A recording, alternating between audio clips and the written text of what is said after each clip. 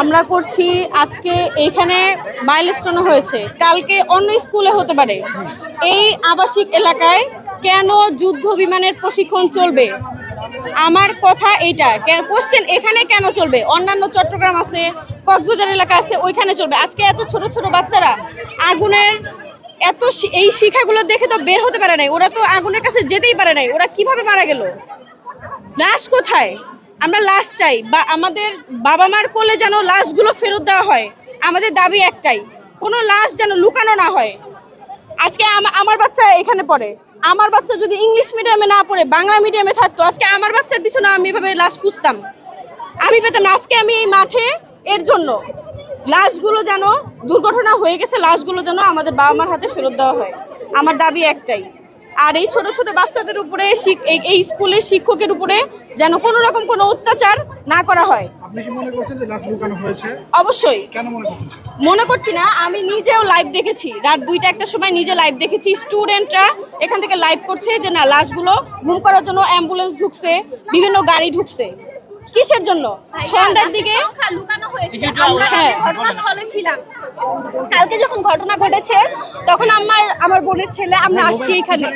আসার পরে ঘটনাস্থলে লাশ, মানে অর্ধেক লাশ, পা নাই হাত নাই এরকম লাশ পড়ে ছিল। ওখানে 15-20টা লাশ ছিল, মানে চামড়া নাই, গায়ে হচ্ছে কাপড় নাই। খালারা, কলেজের খালারা ওনাদের ওড়না খুলে মেয়েদেরকে জড়ায় অ্যাম্বুলেন্স উঠাইছে। এগুলো নাকি মারা গেছে। তাহলে এখানে ঘটনাস্থলেই যদি 15-20 জন মারা যায়, তাহলে লাশ কিভাবে 15-20টা হয়? এটার জবাব চাইতেছি আমরা। আমার বোনের ছেলে এখানে আবারও আসবে, আমার বোনের ছেলে না আসুক, মারা গেছে, ওইটা তো আমার বোনের ছেলে হতে পারতো। এমন হতে পারে কারণ হসপিটালে 170 জনের উপরে আহত আছে। আহত না ভাইয়া, আমরা এখানে অর্ধেক লাশ দেখেছি এসে। মনে করেছে যে এখানে মারা গেছে, কিন্তু আসলে মারা যায়নি। ভাইয়া আমরা অর্ধেক কাটা লাশ দেখেছি এখানে আইসা, অর্ধেক কাটা লাশ পড়ে ছিল, মাথা ফাইটা মজক বের হয়ে এখানে পড়েছিল। আপনারা তো ইউটিউবে ভিডিও দেখেছেন, ফেসবুকে দিয়েছে, ওগুলা দেখার পর ওনারা কিভাবে হাইড করতে চাচ্ছে। যখন ছাত্ররা সংখ্যা বলতে গেছে, তখন ওদেরকে মারা হয়েছে। কেন মারা হয়েছে? মারবে কেন?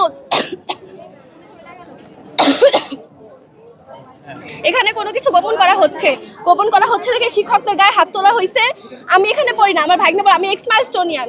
আমি আমার ভাই বোনদের জন্য দৌড়ে আসছি এখানে। কেন আসতে হয়েছে? আমার ভাগ্নে তো মারা যায় নাই, ওদের বাবা মা সাফার করতেছে। আজ ওখানে আমরা হইতে পারতাম। আমরা নিরাপত্তা চাইতেছি, আহতদের সঠিক সংখ্যা চাচ্ছি, আমরা নিহতদের লাশের সংখ্যা চাচ্ছি। আর ওনারা এখানে কেন, এখানে প্রশাসন কেন অস্ত্র নিয়ে আসছে? আমরা কি এখানে মারামারি করতে এসেছি? আপনাদের 6 দফা দাবির মধ্যে কি কি আছে? আমাদের আছে হচ্ছে এখানে আবাসিক এলাকায় কোনো ট্রেনিং নেওয়া যাবে না। আমাদের নিহতদের লাশের সঠিক সংখ্যা জানাইতে হবে, আহতদের সঠিক সংখ্যা জানাইতে হবে, মৃতদের পরিবারের কাছে মৃতদেহ হস্তান্তর করতে হবে। আর শিক্ষকদের গায়ে কেন হাত তোলা হয়েছে, এটার জন্য বিনা শর্তে ক্ষমা চাইতে হবে।